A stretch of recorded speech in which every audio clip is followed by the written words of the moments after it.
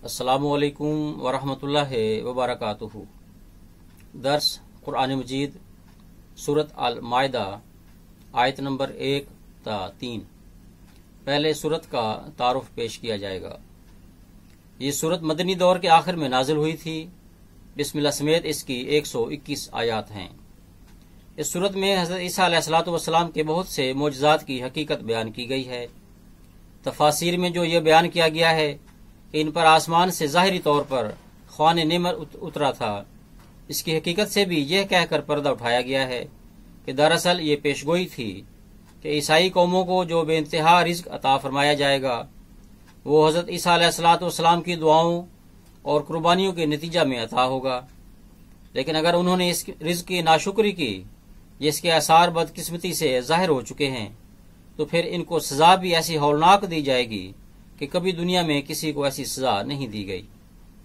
अहद तोड़ने के नतीजा में जो खराबियां यहूद व नसारा में पैदा होती रहीं, इनके पेश नज़र इस सूरत के आगाज में ही उम्मत मुहम्मदिया को मुतनब्बे फरमा दिया गया है। इससे पहले सूरत अल बकरा में मुख्तलिफ खानों की हिल्लत व हुर्मत का जिक्र गुजर चुका है, मगर यहाँ एक नई बात फरमाई गई है जो इस्लाम को हर दूसरे मजहब से मुमताज करती है, और वो ये है कि रिज्क महज हलाल ही नहीं बल्कि तैयब होना चाहिए। बस बज़ाहिर एक रिज्क अगर हलाल भी हो तो बेहतर यही है कि जब तक वो इंतहाई पाकीज़ा और सेहत अफजा न हो, इससे परहेज किया जाए। इससे पहले इंसाफ पर हर हाल में कायम रहने की तालीम गुजर चुकी है। अब इस सूरत में शहादत का जिक्र मजमून शुरू होता है। और शहादत में कुलियतन इंसाफ पर कायम रहने की तलकीन इस शानदार तरीक पर बयान हुई है कि अगर किसी कौम से दुश्मनी भी हो तब भी इसके हुकूक का ख्याल रखो और इसके साथ अपने कजिए चुकाते हुए इंसाफ का दामन हाथ से हरगिज न छोड़ो। इस सूरत में मिसाक का एक दफा फिर जिक्र मिलता है कि किस तरह यहूद ने जब मिसाक को तोड़ा था तो आपस में बुग़्ज़ व नाद का शिकार हो गए और 72 फिरकों में बट गए। इस पर हजरत ईसा अलैहिस्सलाम की बेइज्जत हुई, जिन्होंने एक 73वीं नाजी फिरका की बुनियाद डाली। लेकिन पेशगोई के रंग में इस बात का भी जिक्र है कि आपकी कौम नसीहत से फायदा नहीं उठाएगी और गिरोह दर गिरोह बढ़ती चली जाएगी, और खुद इनके दरमियान भी हसद, बुग़्ज़ और खुद गर्जी के नतीजा में बड़ी बड़ी आलमी जंगों की बुनियाद पड़ेगी, जिनमें खुद ईसाई कौमों के खिलाफ नबर्द आजमा होंगी। इस सूरत में जहाँ कौमों के बाहमी जदाल और कत्ल व गारत का जिक्र है, वहाँ एक ऐसे ग्रोह का भी जिक्र है जो जुल्म और सफाकी में हद से बढ़ जाएगा। जैसा कि आजकल छोटे छोटे बच्चों पर बेईमाना मुजालिम का जिक्र मगरबी दुनिया में भी मिलता है और मशरकी दुनिया तो इससे भरी पड़ी है।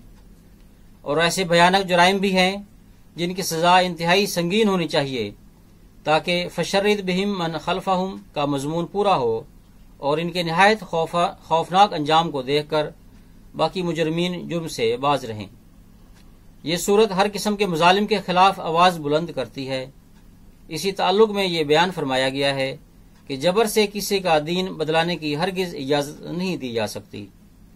अगर इंतहाई जबर के नतीजा में बाज लोग मुर्तद भी हो जाएं तो अल्लाह ताला इनके बदला अजीम शान कौमें अता फरमाएगा, जो तादाद में इन मुर्तदीन से बहुत ज्यादा होंगे और मोमनों से बहुत मोहब्बत करने वाले और कफ़ार पर बहुत सख्त होंगे।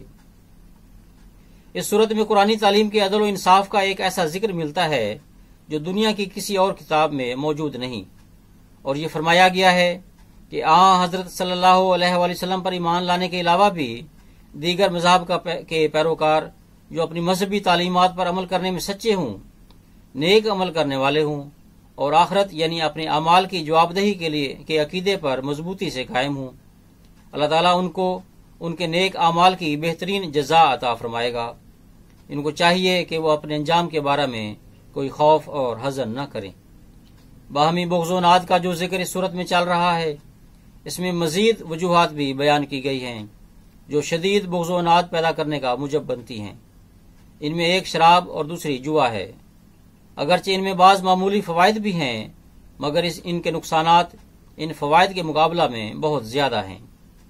इस सूरत के आखिर पर हज़रत मसीह अलैहिस्सलातु वस्सलाम की वफ़ात का सराहतन जिक्र है اور آپ کو ایک کامل موحد رسول کے طور پر پیش فرمایا گیا ہے، جس نے کبھی بھی اپنی قوم کو تثلیث یا شرک کی تعلیم نہیں دی، اور نہ ہی یہ فرمایا کہ مجھے اور میری والدہ کو خدا کے سوا دو معبود بنا لو۔ اعوذ باللہ من الشیطان الرجیم، بسم اللہ الرحمن الرحیم، یا ایہا الذین آمنوا اوفوا بالعقود، احلت لکم بہیمۃ الانعام الا ما یتلی علیکم غیر محل الصید وانتم حرم، ان اللہ یحکم ما یرید، یا ایہا الذین آمنوا لا تحلوا شعائر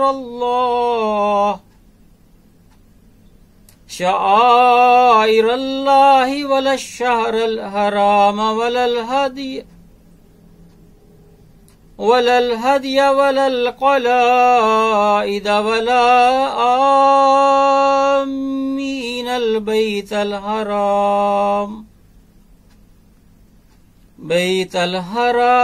یبتغون فضلا من ربهم ورضوانا، وَإِذَا حَلَلْتُمْ فَاصْطَادُوا وَلَا يَجْرِمَنَّكُمْ شَنَآنُ قَوْمٍ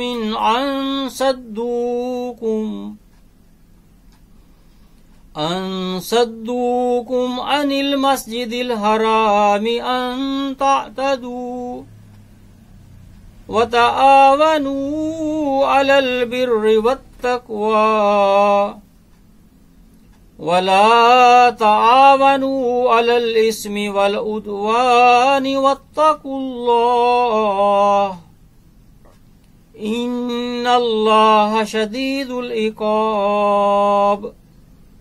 اب ان آیات کا اردو ترجمہ پیش ہے۔ اللہ کے نام کے ساتھ جو بے انتہا رحم کرنے والا، بن مانگے دینے والا اور بار بار رحم کرنے والا ہے۔ اے وہ لوگوں جو ایمان لائے ہو، عہدوں کو پورا کرو۔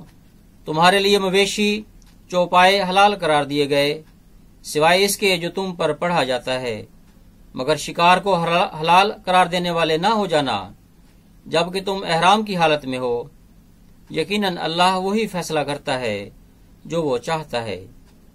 اے لوگوں جو ایمان لائے ہو، شاعر اللہ کی بے حرمتی نہ کرو، اور نہ ہی حرمت والے مہینہ کی، اور نہ قربانی کے جانوروں کی، اور نہ ہی قربانی کی علامت کے طور پر پٹے پہنائے ہوئے جانوروں کی، اور نہ ہی ان لوگوں کی جو اپنے رب کی طرف سے فضل اور رضوان کی تمنا رکھتے ہوئے حرمت والے گھر کا قصد کر چکے ہوں۔ اور جب تم احرام کھول دو تو بے شک شکار کرو، اور تمہیں کسی قوم کی دشمنی اس وجہ سے کہ انہوں نے تمہیں مسجد حرام سے روکا تھا، اس بات پر آمادہ نہ کرے کہ تم زیادتی کرو، اور نیکی اور تقوی میں ایک دوسرے سے تعاون کرو، اور گناہ اور زیادتی کے کاموں میں تعاون نہ کرو، اور اللہ سے ڈرو، یقیناً اللہ سزا دینے میں بہت سخت ہے۔ اس آیت کی تشریح میں حضرت خلیفۃ مسیح رابع رحمہ اللہ تعالیٰ فرماتے ہیں، اس سورت کی آیت نمبر 3 اور 9 میں دشمن سے بھی کامل عدل کا ارشاد فرمایا گیا ہے، خواہ وہ دشمنی دنیاوی وجوہات کی بنا پر ہو یا مذہبی وجوہات کی بنا پر۔ چنانچہ آیت نمبر 3 میں فرمایا ہے کہ اگرچہ کسی دشمن نے آپ کو خانہ کعبہ جانے سے روک دیا ہو، تب بھی اس مذہبی دشمنی کی بنا پر اس سے ناانصافی کی اجازت نہیں ہے۔ ان دو آیات پر اگر امت مسلمہ صدق کے دل سے عمل کرتی تو کبھی گمراہ نہ ہوتی۔ جزاکم اللہ احسن الجزا۔